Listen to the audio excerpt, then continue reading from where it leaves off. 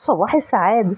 أنا بقى كنت في مشوار في القاهرة وحبيت أنقل لكم التجربة بتاعتي مش أكتر. وتجربتي يا بنات إن أنا كنت بقى وأنا ماشية كده، يعني أعزكم الله اتزنقت في الحمام، فمش عارفة أعمل إيه. فالحاج صاحب البيت خدني كده ودخلني بنزينة زي ما انتوا شايفين كده. فجيت لقيت عندهم الحمام يا بنات بالباسورد. والله يا ولاد الحمامات عندهم هناك بالباسورد. فلو انت خارجة كده مع زوجك قرة عينك وزنقت في الحمام، عادي ما تكسفيش، ادخلي كده اي بنزينة واسألي عايزة اعمل عزكم الله حمام. الكاشير كانت واحدة بنوتة كده كيوتة وصغنطوطة، فطلبت من زوجي وقالت له لو سمحت اديها ابعتها لي. فزوجي قرة عيني يعني قال لي ايه تعالي خدي منها، فادتني ماستر اكسبريس. ده بقى معرفش هو اسم الكافيه او اسم الكافيتيريا اللي احنا رحناها او اسم ايه مش عارفة، طبعا موجود فيه التاريخ واليوم وكل حاجة. فقالت لي حضرتك هتكتبي، يعني عاملين هناك ال WC بكود سيريال نمبر يا بنات. فقالت لي اطلب السيريال نمبر، قالت لي هتضغطي من اول رقم لحد رقم شباك.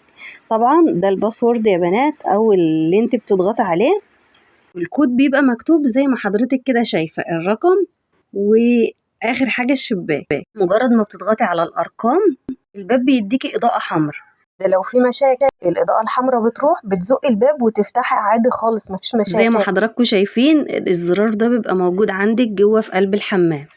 طبعا ما شاء الله اللهم بارك، المكان هادي جميل، الكافيه تحفة، بتقعدي في الحمام براحتك خالص وبتقضي حاجتك وبتظبطي لبسك. الحمام ما شاء الله جميل جدا يا بنات هناك. احسن بقى ما تقعدي تلفي وتحتاري والكلام ده كله.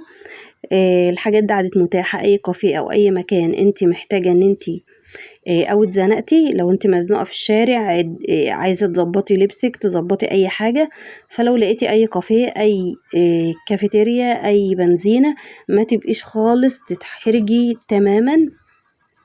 اي مكان تخرجاه اتبسطي، استمتعي بيومك استمتعي بوقتك، مفيش اي مشاكل خالص بالنسبه لك. الاماكن دي عادت متاحه، الخدمات دي عادت متوفره في اي مكان، يعني رايحه الدقهليه رايحه غربيه رايحه اي مكان.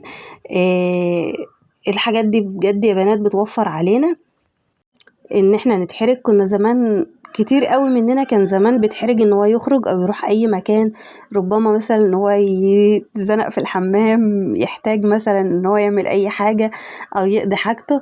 لا ما شاء الله الاماكن حلوة، وما شاء الله الخدمة دي على فكرة بتبقى موفرة لك ان انت تبقى قاعدة في ال WC قلقانة او متوترة او مثلا عايزة حد يبقى واقف لك او اي حاجة من الحاجات دي. الخدمة دي بتكون جميلة جدا، زي ما قلتلك بتقضي حاجتك تظبطي لبسك تظبطي امورك ومفيش اي مشاكل خالص بالنسبه لك. مش ضروري ان انت تشتري من الكافيه او من السوبر ماركت اللي انت دخلتيه اي حاجه. استمتعوا بيومكم واستمتعوا باوقاتكم واخرجوا في اي مكان تحبوه.